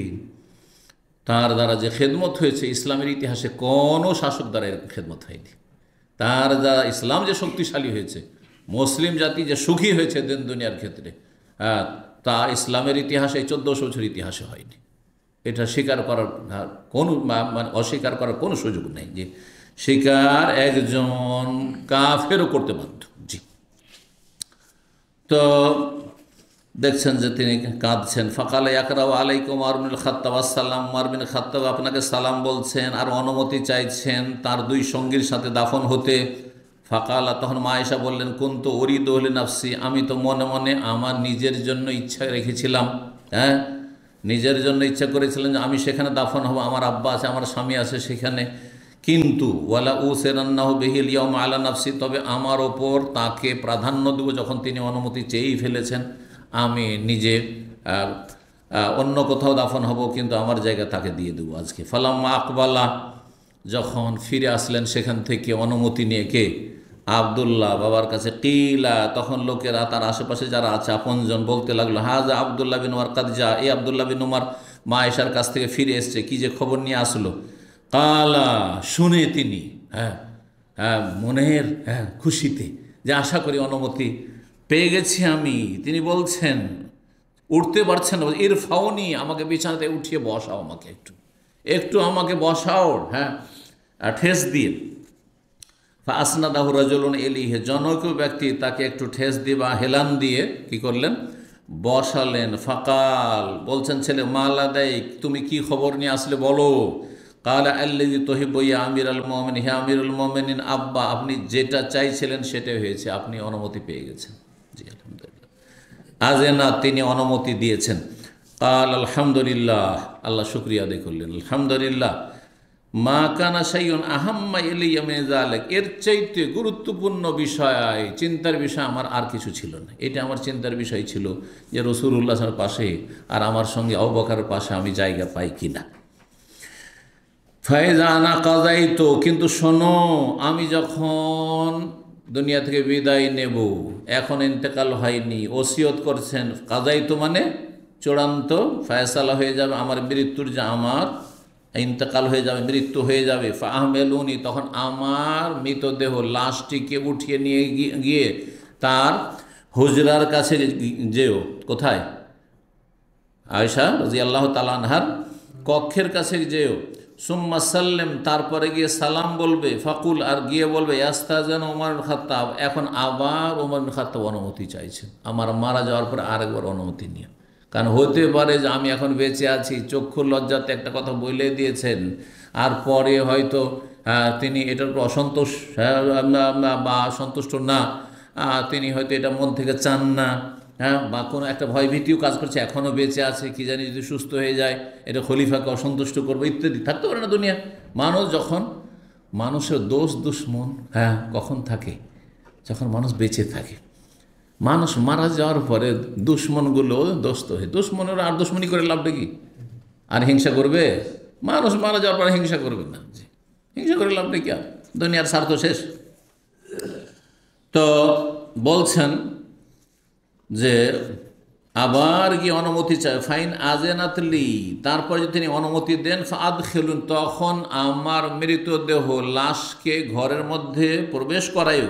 ওয়াইন রাদ্দাতনি, আর যদি তিনি বলেন যে না, এখানে দাফন করতে পারবে না, রুদ্দুনি এলা মাকাবির মুসলিম, তাহলে মুসলিমদের সাধারণ কবরস্থানে আমার মৃতদেহ নিয়ে গিয়ে দাফন করি। কোথায়? বাকির কবরস্থানে, বাকিতে দাফন করে দিও। ও জাত উম্মুল মুমিনিন হাফসা, তারপরে উম্মুল মুমিনদের জননী হাফসা রাদিয়াল্লাহু তাআলা আসলেন। কে? উমরের কে? মেয়ে, বাপকে দেখতে আসলেন। অন্নেসাও তাসির, তার সাথে দল বেঁধে একদল মহিলাও আসছেন সবাই দেখার জন্য খলিফাতুল মুসলিমিন আমিরুল মুমিনিনকে। ফালাম্মা রাআইনাহা কুমনা, যখন আমরা দেখতে পেলাম যে হাফসা রাদিয়াল্লাহু তাআলা আনহা ঘরের দিকে আসছেন আব্বাকে দেখার জন্য, তখন আমরা পুরুষরা সবাই তার কাছ থেকে সেই ঘর থেকে বেরিয়ে বাইরে চলে গেলাম, যে বাবাকে একাই তিনি দেখুক। ফাওয়ালা জাত আলিহে, তারপরে তিনি প্রবেশ করলেন আব্বার কাছে। ফাবাকাত ইনদাহু সাআতান, দীর্ঘ সময় সেখানে তিনি কান্না করলেন। জি, তাহলে বোঝা গেল কান্না করা প্রিয়জন আপনজনের জন্য জায়েজ, কিন্তু কোন কান্না জায়েজ নয়? আপনার যেটাকে বলা হয় বিলাপ করে কান্না করা, রোদন করে কান্না করা, বয়ান করে কান্না করা, হাউমাউ করে কান্না করা, চিৎকার করা, এগুলি জায়েজ নেই। কিন্তু যদি আপনি অশ্রু প্রবাহিত করে কান্না করেন তো সেটা শরীয়ত সম্মত, জায়েজ রয়েছে। এটিকে নবী সাল্লাল্লাহু আলাইহি ওয়াসাল্লাম রাহমত বলেছে, মায়া মানুষের বলেছে, মানুষের মায়া ভালোবাসার বহিঃপ্রকাশ। তো তিনি দীর্ঘ সময় ধরে সেখানে কান্না করলেন। ওয়াস্তাযানের, তারপরে পুরুষরা আবার দেখতে চাইছেন, যেতে চাইছেন, সুতরাং তারা অনুমতি চাইলেন। যখন পুরুষরা অনুমতি চাইলেন ভিতরে আসার, ফাওয়ালাজা দাখিলাল লাহুম, তখন হাফসা রাদিয়াল্লাহু তাআলা ভিতরে প্রবেশ করলেন। বাড়িতে আরও ভিতরে অন্য রুম আছে, তখন সেখানে প্রবেশ করলেন। ফাসামিনা বুকাহ মিনাদ দাখিল, পুরুষরা বলছেন যে তিনি ভিতরে প্রবেশ করলেন ঠিকই, কিন্তু তার কান্না বন্ধ হলো না আব্বার। এই অবস্থা দেখে ভিতর থেকেও তার কান্নার সারা শব্দ আমরা শুনতে পেলাম। ফাকালু, সাহাবাই কেরামগণ, মুহাজিরিন আনসার যারা প্রবেশ করেছেন এই সময় দেখার জন্য, আর তাতে সিনিয়র সাহাবায়ে কেরাম রয়েছেন, তারা বলেন আওসি আমির আল মুমিন, হে আমির আল মুমিন, আপনি তো দুনিয়া থেকে চলে যান, আমাদের জন্য কিছু ওসিয়ত করুন, মানে কিছু উপদেশমূলক কথা বলে যান শেষখানে। আর তার সাথে বললেন যে ইস্তাখলিফ, আপনি কাউকে খলিফা নিযুক্ত করে দিয়ে যান, কারণ এটা নিয়ে আবার ঝামেলা একটা থেকেই যাবে, সুতরাং আপনি খেলাফতের একটি সমাধান করে দিয়ে যান। কালা, তিনি বললেন মা আজাদু আহাক্কা বিহাযাল আমরি মিন হাউলাই নাফার আবির রাহাত আল্লাযিনা তুফিয়া রাসূলুল্লাহ ওয়া হুয়া আনহুম রাদিন, আমি এদের চাইতে বেশি হকদার কাউকে পাচ্ছি না খেলাফতের, এই ক্ষুদ্র দলটির চাইতে বেশি, যারা রাসূলুল্লাহ সাল্লাল্লাহু আলাইহি ওয়াসাল্লামের ইন্তেকালের সময় এমন ছিল যে রাসূল তাদের সবার উপর সন্তুষ্ট ছিলেন। এমন একটি ক্ষুদ্র দল, আল্লাযিনা তুফিয়া রাসূলুল্লাহ যখন ইন্তেকাল করেন ওয়া হুয়া আনহুম রাদিন, নবী সাল্লাল্লাহু আলাইহি ওয়াসাল্লাম তখন তাদের সকলের উপর কি ছিলেন? সন্তুষ্ট ছিলেন। কার অসন্তুষ্ট হয়ে দুনিয়াতে বিদায় নেননি? তারা কারা? আশরা মুবাশশারার বাকি যারা ছিলেন তাদের নামগুলি এখানে এসেছে। কে বলছে? ফাসাম্মা আলিয়ান, আলী, ওসমান, জুবাইর, তালহা, সাদ বিন আবি ওয়াক্কাস আর আব্দুর রহমান বিন আবি আউফ। তাহলে কার কার নাম নেননি? দুইজনের নাম নেননি। কারণ 6 জন হলো না, এখানে 6 জনের নাম নিলেন। এটা হচ্ছে শুরা কমিটি, এই 6 জনের শুরা করে দিলেন, এই 6 জনের মধ্য থেকে একজন খলিফা হবে পরামর্শক্রমে, তোমাদের পরামর্শ এবং তাদের পরামর্শ, এই 6 জনের ভিতর থেকে হবে।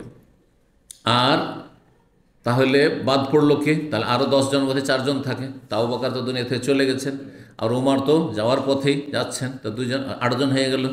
বাকি থেকে আর 2 জন, কে? একজন আবু ওবায়দা ইবনুল জাররাহ। আবু ইবনুল জাররাহর ইন্তেকাল তখন হয়ে গেছিল ওমর রাজের খেলাফত আমলে। শাম দেশে আপনার মহামারী, তাউন, প্লেগ, বসন্ত বা এই ধরনের মহামারী হয়েছিল। সেই মহামারীতে অনেক সাহাবায়ে কেরাম ইন্তেকাল করেছিলেন, তাতে আবু জাররাহ ইন্তেকাল করেছিলেন। তাহলে 9 জন হয়ে গেল। বাকি থাকে একজন, সাঈদ ইবনে যায়েদ ইবনে আমর ইবনে নুফাইল, যিনি ওমর রাদিয়াল্লাহু তাআলা আনহুর ভগ্নিপতি ছিলেন। ওই যে যার সাথে ইসলাম কবুলের ঘটনায় যে বলা হচ্ছে যে তার বোন ফাতেমার স্বামী, তার বোনের নাম ফাতেমা ছিল, সাঈদ ইবনে যায়েদ, আর তার বংশের নিকট আত্মীয় ছিলেন। তিনি তখন বেঁচে ছিলেন, কিন্তু তার নাম কেন উল্লেখ করলেন না? 6 জন, 7 জন করে দিতেন। তো ভাষ্যকারগণ বলেছেন এই হাদিসে যে এক তো তিনি নিকট আত্মীয়, তার নাম যদি এখানে ঢুকানো হইতো তো অনেকের সমালোচনা হইতে হতো, নিজের আত্মীয়টাকে এখানে ঢুকিয়েছে, উদ্দেশ্য ওকে খলিফা বানানো, যাতে এই রাস্তা বন্ধ হয়ে যায়। এটা একটা বিষয়। আর কেউ কেউ বলেছেন যে হতে পারে যে তিনি এই 7 জনের মধ্যে সাঈদ ইবনে যায়েদের চাইতে ওই 6 জনকে বেশি যোগ্য দেখেছেন, যার ফলে সাঈদের নাম উল্লেখ করেননি। যেটাই হোক না কেন, কিন্তু তিনি সাঈদ ইবনে যায়েদ 10 জন যে জান্নাতের সুসংবাদ প্রাপ্ত সাহাবী, তার মধ্যে তার নাম, অথচ তিনি জীবিত ছিলেন সেই সময়, তার নাম উল্লেখ এই শুরা সদস্যতে করেননি, 6 জনের করেছেন। চলেন তারপরে বললেন ওয়াশহাদুকুম আব্দুল্লাহ বিন উমর। অনেকের কৌতূহল ছিল, অনেকের স্বপ্ন ছিল যে আব্দুল্লাহ বিন উমর এত যোগ্যতম সাহাবী যে তিনি খলিফা হবেন উমরের পরে। কিন্তু ওমর রাদিয়াল্লাহু তাআলা আনহু দেখলেন যে আমার ছেলেকে খলিফা হইতে দেবো না, আমার ছেলেকে খলিফা হতে দেবো না, সে খলিফা হবে না।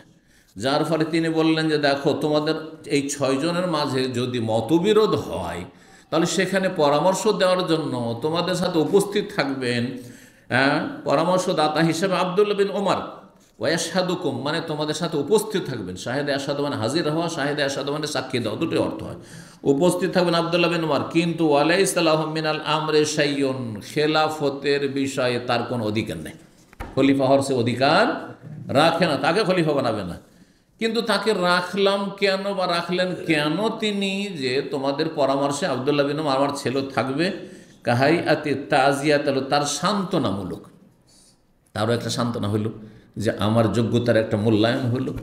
আর অন্যরা যারা ভাবছিল যে আব্দুল্লাহ বিন ওমর তো অনেক যোগ্য, কিন্তু খলিফা হইতে পারবেন, তো তারাও ভাবলো যে না, তার ছেলে আছে একজন পরামর্শদাতা হিসাবে, কিন্তু খেলাফতের রাস্তা বন্ধ করে গেছে যাতে সমালোচক, শত্রু বলার সুযোগ না পায়।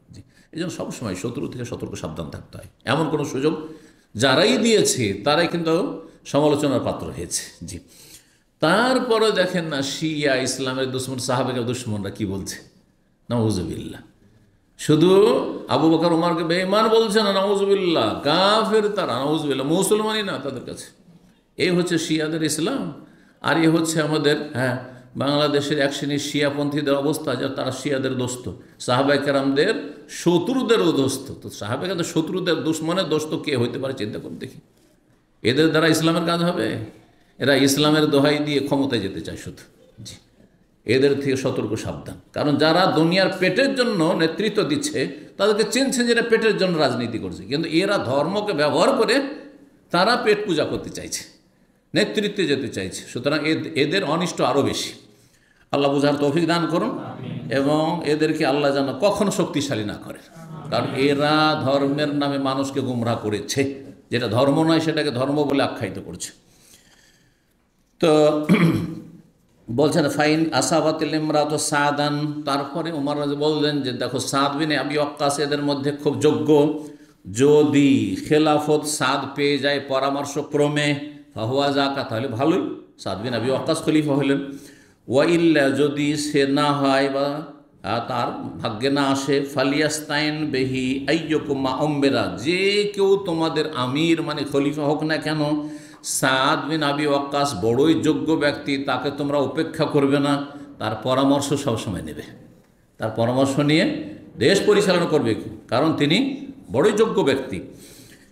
ফাইন নিলাম আজেল মিন আজদিন ওয়ালা খিয়ানাতিন, ঘটনা আরও কিছু আছে। সেটা হচ্ছে যে ওমর রাদিয়াল্লাহু তাআলা আনহু সাদ বিন আবি ওয়াক্কাসকে ইরাকের গভর্নর ছিলেন, সেখান থেকে বরখাস্ত করেছিলেন।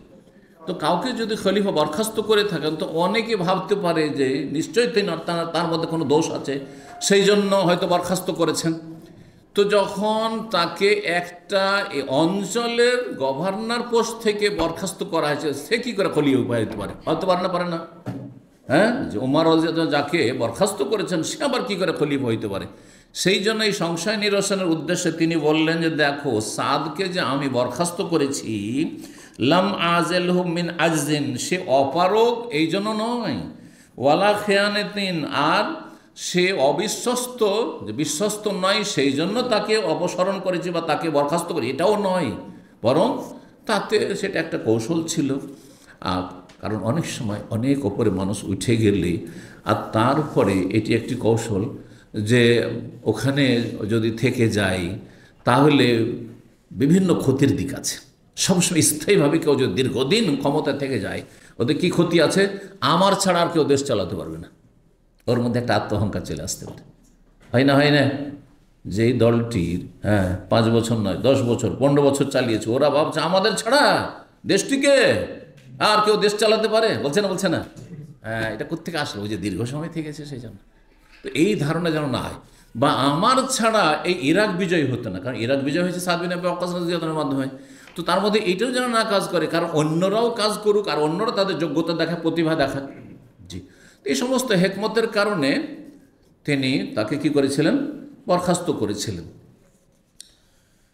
তো তাই বলে দিলেন যে এটা মনে করিও না যে তিনি অবিশ্বস্ত, তিনি কোনো খেয়ানত করেছেন, তিনি অপারগ ছিলেন, অযোগ্য ছিলেন, তার অযোগ্যতার কারণে তাকে আমি সরিয়েছি, এমনটাও নয়। সুতরাং তাকে যদি খলিফা বানিয়ে দেওয়া হয় তো তোমরা মানবে, আর সে খলিফা না হইতে পারে সাদ, তাহলে তার পরামর্শ নিয়ে কিন্তু দেশ চালাবে তোমরা। কালা, তারপর ওয়াউসিল খলিফা মিন বাদি বিল মুহাজিরিন আল আউয়ালিন, আমি খলিফা, যিনি খলিফা হবেন আমার পরে, তাকে ওসিয়ত করছি আমার পরে যারা প্রথম সারির হিজরতকারী মুহাজিরিন, মক্কাতে হিজরত করে এসেছেন, তাদের সাথে সদাচরণ করে, ইয়ারিফা লাহুম হাক্কাহুম, তাদের অধিকার যেন তাদের রক্ষা করে, ওয়া ইয়াহফাজ লাহুম হুরমাতাহুম, তাদের মান সম্মান যেন সুরক্ষিত রাখে। ওসিহা বিল আনসার, আনসারীদের ক্ষেত্রে ওসিয়ত করছি খাইরান, ভালোর, মঙ্গলের, আল্লাযীনা তাবাওয়াউদ দারা ওয়াল ঈমান মিন ক্বাবলিহিম, যারা মদিনায় বসবাস করেছেন, মদিনার লোক ছিলেন এবং মদিনায় তারা মুহাজিরদেরকে আশ্রয় দিয়েছেন, ধন সম্পদ, তারা ধন সম্পদে শরিক করেছেন, বাড়িতে শরিক করেছেন, সব কিছুতে শরিক করেছেন। আর ওয়াল ঈমান, এবং ঈমানকে অন্তরে আশ্রয় দিয়েছেন তারা ইতিপূর্বে। আইয়ুকবালা মিন মুহসিন, আনসারীরা যদি ভালো কাজ করে তাদের ভালোটা সাদরে গ্রহণ করবে খলিফা।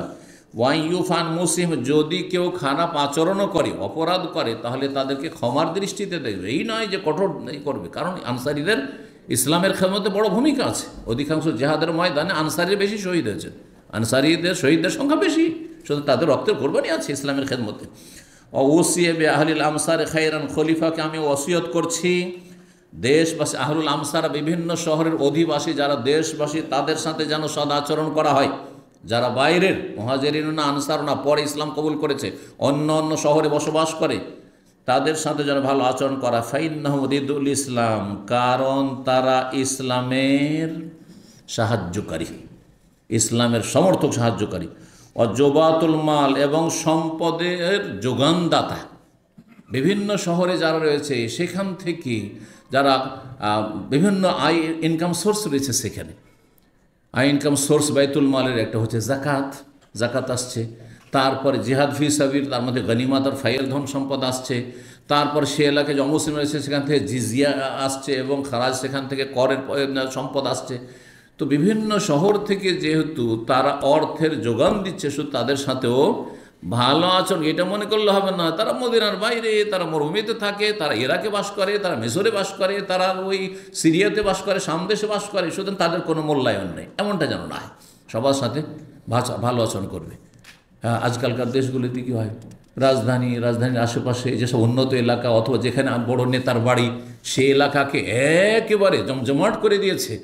আর তারপর যেসব এলাকাগুলি আপনার দূরবর্তী এলাকা বা অনুন্নত এলাকা, ও সারা জীবন 50 বছর অনুন্নত হয়েই আছে, কোনো কলকারখানা নাই, সেখানে কোনো কর্মসংস্থান নেই। এই অবস্থা দেখছেন না? জি, এমনটা যেন না হয়, তাদের সাথে সদাচরণ করবে। এবং যারা বিভিন্ন শহরের অধিবাসী মুসলিম, তাদের সাথে সদাচরণের জন্য করবে। ওয়াগাইজুল আদু, তারা শত্রুদের মনে অন্তর্জালার মাধ্যম, তাদের মাধ্যমে শত্রুদের অন্তর্জালা। কারণ বর্ডারের পাহারা কারা দেবে? রাজধানীর লোকেরা। আর রাজধানী তো দেশের মিডিলে আছে, তাহলে বর্ডারে এলাকারও গুরুত্ব আছে। বর্ডার এলাকায় যারা বসবাস করে বিভিন্ন দেশের, তাদেরও গুরুত্ব রয়েছে যে তারা দেশের কি করছে, সুরক্ষায় তারা নিয়োজিত রয়েছে।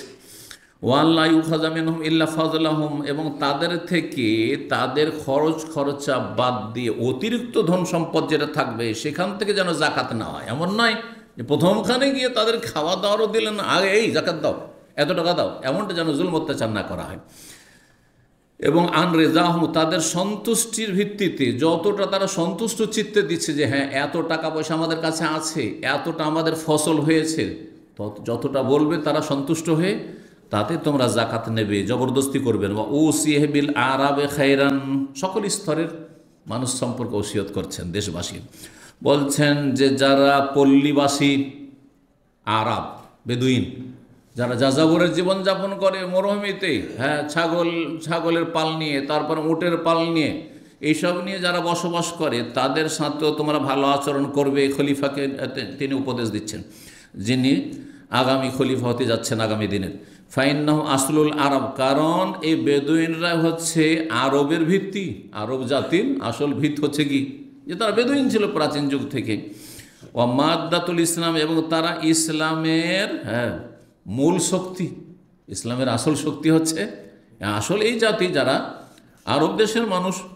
জি, বলছেন যে ইউখাযা মিন হাওয়াশি, আমরা তাদের অতিরিক্ত ধন সম্পদ যা রয়েছে তাদের খরচা ছাড়া, তা থেকে তোমরা জাকাত গ্রহণ করবে। অতরাদ্দু আলা ফুকারাহিম, আর তাদের বেদুইন অঞ্চল পল্লীবাসীদের থেকে ধন সম্পদ জাকাত নিয়ে সেই এলাকায় গরিব যারা বেদুইন আছে তাদের মাঝে বন্টন করে দেবে। এই নয় যে প্রত্যন্ত গ্রামাঞ্চল থেকে জাকাত নিলে আর নেওয়ার পরে নিয়ে এসে রাজধানীতে বিতরণ করছে উন্নত এলাকা, এমনটা নয়। যেই অঞ্চলের জাকাত সেই অঞ্চলের গরিবদের মাঝে বিতরণ করবে, এটি হচ্ছে শরীয়তের বিধান।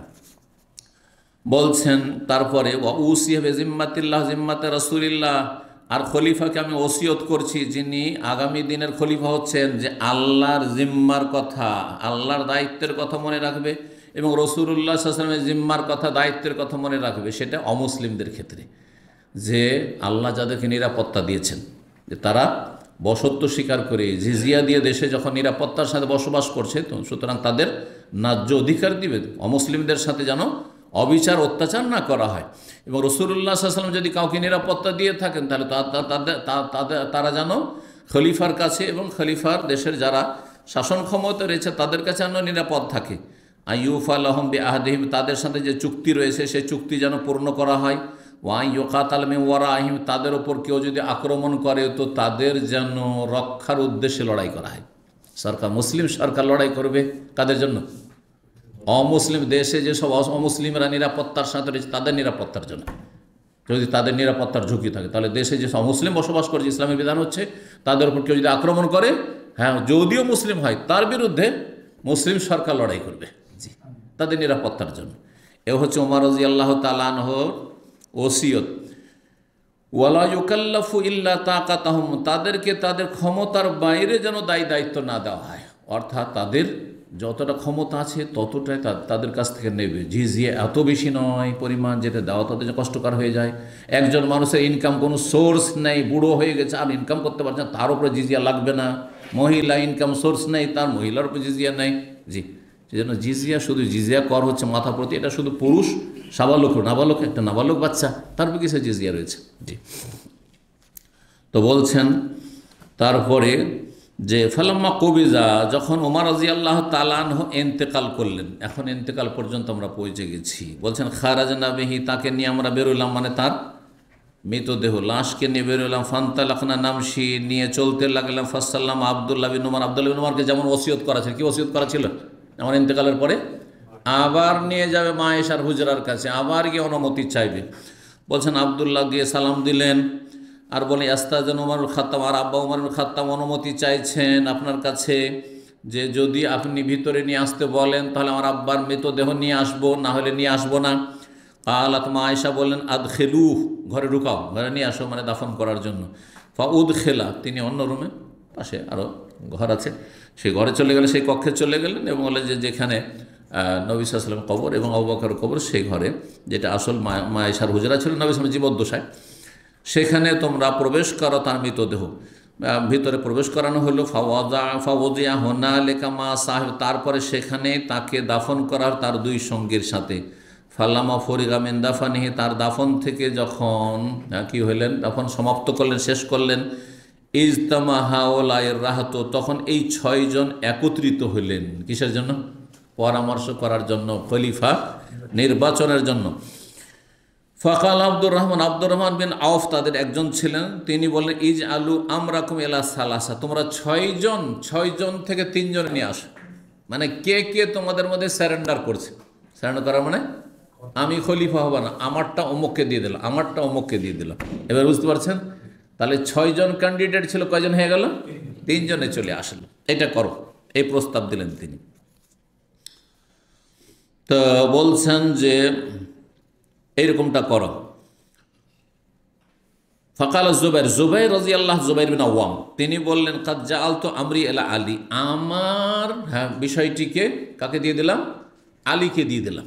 মানে আমি খলিফা হব না, আমারটা কাকে দিয়ে দিলাম? আমার হকটা আলীকে দিয়ে দিলাম, আলীর পক্ষে দিয়ে দিলাম। ফাকালা, তালহা বললেন কাদ জাআলতু আমরি ইলা উসমান, তালহা বললেন যে আমার খেলাফতের যে হকটা 6 জনের মধ্যে একজন হবে, তো আমিও একজন, তো আমি না হয়ে আমারটা কাকে দিয়ে দিলাম? ওসমান রাদিয়াল্লাহু তাআলা দিয়ে দিলাম। তাহলে এখন প্রস্তাব আসলো 2 জন সম্পর্কে, ওসমান না হয় আলী। ওকালা সাদ বললেন কাদ জাআলতু আমরি ইলা আব্দুর রহমান বিন আউফ, সাদ বিন আবি ওয়াক্কাস বলেন আমি খলিফা হব না, আমারটা আব্দুর রহমান বিন আউফকে দিয়ে দিলাম। আব্দুর রহমান আউফ, হ্যাঁ, আমার হকটা গ্রহণ করবেন। ফাকাল আব্দুর রহমান বলেন আইয়ুকুমা তাবাররা মিন হাযাল আমরি ফানাজালু ইলাইহি, এখন তাহলে কে কে কে তাহলে খেলাফতের থাকছেন? হ্যাঁ, ক্যান্ডিডেট কে থাকছেন? ওসমান, আলী আর আব্দুর রহমান আউফ। আব্দুর রহমান আউফ বলছেন তোমাদের উভয়ের, 2 জনের, মানে ওসমান আর আলী, ওই 2 জনকে বলছেন তাবাররা মিন হাযাল আমরি, তোমাদের 2 জনের মধ্যে একজন যদি নিজের অধিকারটি ছেড়ে দেয় যে আমি নেব না, ফান্নাজ আলহু ইলাইহি, তাহলে যিনি বাকি থাকবেন অবশ্যই তাকে আমি দিয়ে দেবো, আমিও নেব না। এবার বুঝতে পারলেন? আল্লাহ ওয়াল্লাহু আলাইহি ওয়াকাযা আল ইসলাম, আল্লাহ এর ওপর, হ্যাঁ, রক্ষণাবেক্ষণকারী, আল্লাহ এর ওপর সাক্ষী রয়েছেন যে আমি নেতৃত্ব খেলাফত নেব না। এবং তোমাদেরকে ইসলামের দোহাই দিয়ে বলছি যে লা ইয়ানজুরান্না আফদালাহুম ফি নাফসিহি, যে প্রত্যেকে দেখুক যে আমাদের মধ্যে কে বেশি শ্রেষ্ঠ, কে বেশি উত্তম। ফাউসকেতা শাইখান, তখন দুই শেখ, দুই মুরব্বী অর্থাৎ উসমান রাদিয়াল্লাহু তাআলা আনহু এবং আলী দুইজনে নীরব হয়ে গেলেন। তারা আমারটা অমুককে দিয়ে দিলাম, কেউ বললেন না। আলীও বললেন না যে আমি ওসমানকে দিয়ে দিলাম, আর ওসমানও বললেন না যে আমি আলীকে দিয়ে দিলাম। ফাকাল আব্দুর রহমান বললেন আফাতাজআলুনাহু ইলাইয়া, তাহলে আমাকে কি দায়িত্ব দেবে যে আমি আপনাদের মধ্যে যার নাম বলবো সেটা মেনে নেবেন আপনারা?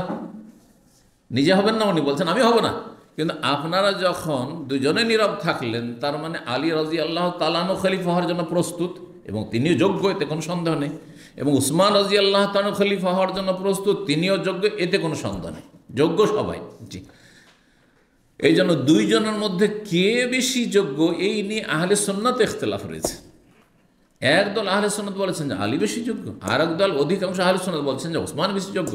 তবে যার ওপর মজলিসে শুরা পরামর্শ ভিত্তিতে কি হয়েছে, সমর্থন পড়েছে, তিনি যখন খলিফা হয়ে গেছেন তখন তিনি খলিফা, তিনি তৃতীয় খলিফা। এতে আবার দ্বিমত চলবে না যে তিনি কেন হইলেন বা তাকে কেন করা হলো না, এটা না। তারপরে এজমা হয়ে গেছে, ঐক্যমত হয়ে গেছে। এবার বোঝা গেছে না? ধরেন আমার মতো আর একজন আছে, আমার 19-20, আমার চাইতে যদি একটু ছোটও থাকে, কিন্তু আমাকে না করে আমার চাইতে যে নিয়াত তাকে করা হলো, হ্যাঁ, যখন সবাই করে নিল তাতে আমার আপত্তি করার কোনো অধিকার নেই, এবং অন্যের কোনো আপত্তি করার, যারা আমার সমর্থক ছিল তাদেরও কোনো আপত্তি করার কোনো অধিকার নেই। এটা হচ্ছে শরীয়তের বিধান। তো বলছেন আব্দুর রহমান বলছেন আফাতাজআলুনা ইলাইয়া, আমাকে কি আপনার দায়িত্ব ন্যস্ত করছেন? ওয়াল্লাহু আলাইয়া আল্লাহ আলু আন আফজালুকুম, আল্লাহর কসম করে বলছি যে আমি আপনাদের মধ্যে যে বেশি শ্রেষ্ঠ তাকে মনোনীত করতে কোন রকমের ত্রুটি করব না। আমি আপনাদের মধ্যে যে বেশি শ্রেষ্ঠ তাকে খলিফা হিসাবে তার নাম আমি উল্লেখ করব, যদি আমাকে এই দায়িত্বটা আপনারা দুইজন দিয়ে দেন। কে কে? উসমান এবং আলী রাদিয়াল্লাহু তাআলা আনহুমা। কালা না, উভয়ে তখন বললেন হ্যাঁ ঠিক আছে, তুমি যার নাম বলবে, অসুবিধা নেই। ফাখাযা বিয়াদিহিমা, তারপরে দুইজনের একজনের সাথে নির্জনে কথা বললেন আর বললেন লাকা কারাবাতু মিন রাসূলিল্লাহ সাল্লাল্লাহু আলাইহি সাল্লাম, আপনি রাসূলুল্লাহ সাল্লাল্লাহু আলাইহি ওয়াসাল্লামের নিকট আত্মীয়, তার মানে তিনি ছিলেন আলী। হ্যাঁ, ওয়াল কাদাম ফিল ইসলাম, এবং ইসলাম, আপনি ইসলামের প্রথম যুগে ইসলাম গ্রহণ করেছেন যখন তিনি নাবালক ছিলেন। বালকদের মধ্যে প্রথম ইসলাম গ্রহণ করেছেন আলী রাদিয়াল্লাহু আনহু। মা কাদালাম, তা সেটা আপনি জানেন যে আপনি প্রথম যুগে ইসলাম গ্রহণ করেছেন এবং আপনি রাসূলুল্লাহ সাল্লাল্লাহু আলাইহি ওয়াসাল্লাম নিকট আত্মীয়, এক তো চাচাতো ভাই, দুই নম্বর হচ্ছে জামাই। ফাল্লাহু আলাইকা, আল্লাহর দোহাই দিয়ে আপনাকে বলছি, লাইন আম্মার তোকালা তাদের, আপনাকে যদি আমি খলিফা বলে ঘোষণা করে দিই তাহলে অবশ্যই যেন আপনি সুবিচার করেন দেশে। ওয়ালাইন আম্মার তো, আর যদি আমি খলিফা বানিয়ে দিই, খলিফা বলে ঘোষণা করে দিই উসমানকে, লাতাসমা আন্না ওয়ালা তুতি আন্না, তাহলে অবশ্যই তার কথা শুনবেন এবং তার আনুগত্য করবেন, কারণ সেটা ফরজ আপনার উপর। আপনাকে যদি আমি খলিফা বানিয়ে দিই তাহলে আপনি কি করবেন? দেশে ইনসাফ সুবিচার প্রতিষ্ঠা করবেন। আর আপনাকে না বানিয়ে যদি উসমানের নাম উল্লেখ করি তাহলে তার কি করবেন? কথা শুনবেন এবং মানবেন, কারণ নাফরমানি এবং বিরুদ্ধাচরণ, বিদ্রোহ জায়েজ নয়। জি, তো যেটাই করি মানবেন তো আপনি। সোম্মা খালাবিল আখার হয়ে গেল, তাহলে আলীর সাথে কথা। আলী বল ঠিক আছে। সোম্মা খালাবিল আখার, তারপর নির্জনে গেলেন অপরজনের সাথে, মানে ওসমান রাদিয়াল্লাহু তাআলার সাথে। ফাকাল অনুরূপ বললেন, তিনি বললেন আপনিও রাসূল আপনার নিকট আত্মীয়, কারণ কোরেশ বংশের, তিনিও কোরেশ বংশের, যদি একটু দূরের রক্তের দিক থেকে, কিন্তু কোরেশ বংশের। তার আর এক দিক থেকে প্লাস পয়েন্ট যে আলী রাদিয়াল্লাহু তাআলা এক মেয়ে দিয়েছেন রাসূলুল্লাহ সাল্লাল্লাহু আলাইহি ওয়াসাল্লাম, কিন্তু উসমানকে 2 মেয়ে দিয়েছেন। 2 মেয়ে সাধারণত সামান্য জামাইয়ের মধ্যে ত্রুটি থাকলে কেউ দেবে না, আপনিও দেবেন না, আমিও দেবো না, আমি আর অন্য ভালো জামাই খুঁজবো, ঠিক কিনা? একেবারে অনেক বেশি যদি ভালো না হয় সেই ছেলে, তাহলে কখনো দুটো মেয়ে তার সাথে ফাঁসাবেন না আপনি। কথা বুঝতে পারছেন তাই না? তাহলে নবী সাল্লাল্লাহু আলাইহি ওয়াসাল্লাম যে 2 মেয়ে দিয়েছেন, যেমন তোমার কথা নয়, যেমন তোমার কথা নয়, কত বড় মর্যাদা তার ছিল। তো এই কথাগুলি তাকে বললেন যে আপনিও নিকট আত্মীয় এবং আপনিও প্রাচীন যুগে ইসলাম গ্রহণ করেছেন, আর ইসলামের জন্য অঢেল ধন সম্পদ আল্লাহ রাস্তা ব্যয় করেছেন, যেগুলো উসমান দ্বারা হয়েছে, কারণ উসমান ধনাঢ্য ব্যক্তি ছিলেন।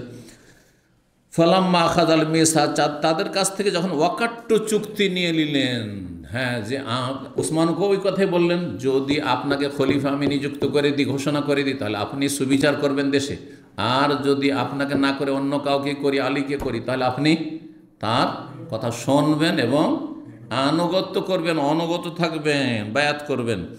কালা, এই কথা বলার পরে যখন তিনি ঠিক আছে, কালা ইরফাইয়া দাকা ওসমান, ওসমান আপনি হাত বাড়ান। ওসমান রাদিয়াল্লাহু বলছেন আপনি হাত বাড়ান। ফাবায়া হো, তারপর আব্দুর রহমান বিন আওফ তার সাথে বায়াত করলেন যে আপনি আমার খলিফা, আপনার সাথে বায়াত করছি। ও বায়া হলো আলী, সাথে সাথে আলী রাদিয়াল্লাহু তাআলা বায়াত করলেন। তাহলে আর আপত্তি আলী রাদিয়াল্লাহু তাআলা আর থাকলো না, যে না না না না আমি মানব না, এই কথা তো নাই। হ্যাঁ, তো তিনিও বায়াত করলেন। বায়া লাহু আলী, আলী রাদিয়াল্লাহু তাআলা তার সাথে বায়াত করলেন উসমানের সাথে। ওয়ালাজা আহলুদ্দারে, তারপরে পরেই বাড়িতে যারা ছিল, আর কেউ কেউ বলেছে দার মানে দারুল মদিনা, মদিনায় যারাই ছিল মদিনাবাসী সকলেই একের পরে এক আসতে লাগলো। ফাবায়াহু, এসে উসমান রাদিয়াল্লাহু তাআলা আনহুর সাথে সকলেই বায়াত করলেন খেলাফতের। এইভাবে খলিফা নির্বাচন হলেন কে? ওসমান রাদিয়াল্লাহু তাআলা আনহু। এখানে আজকের আলোচনা শেষ করছি। জাযাকুমুল্লাহু খাইরান ওয়া সাল্লাল্লাহু আলাইহি ওয়া সাল্লাম আলা মুহাম্মদ ওয়া আলা আলিহি ওয়া সাহবিহি আজমাইন। المسلمين والمسلمات والمؤمنين والمؤمنات والقانتين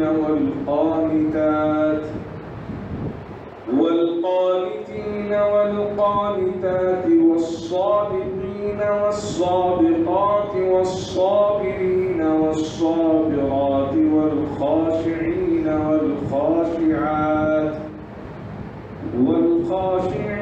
والخاشعات والمتصدقين والمتصدقات والصائمين والصائمات والحافظين فروجهم والحافظات والذاكرين الله كثيرا والذاكرات أعد الله لهم مغفرة وأجرا عظيما.